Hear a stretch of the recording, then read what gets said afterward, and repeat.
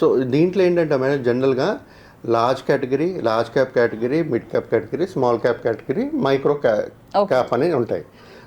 First 100 అనేది large, next 250 అనేది mid, above 250 అనేది స్మాల్.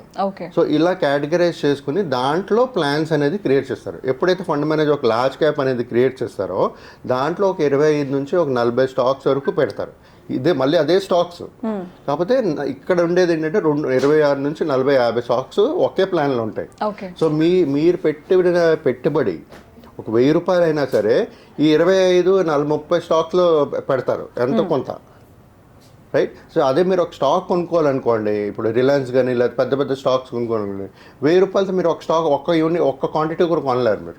సో కానీ ఇక్కడ మ్యూచువల్ ఫండ్స్లో మీరు అన్ని కొనగలుస్తారు, రైట్? సో ఈ విధంగా ఎప్పుడైతే మనం 26 నుంచి 30-40 స్టాక్స్ కొంటున్నామో ఒక ప్లాన్లో మనకి డైవర్సిఫికేషన్ అనేది అవుతుంటుంది. సో ఎప్పుడే లాభం రిస్క్ అనేది తగ్గించుకోగలుస్తుంది దీనివల్ల.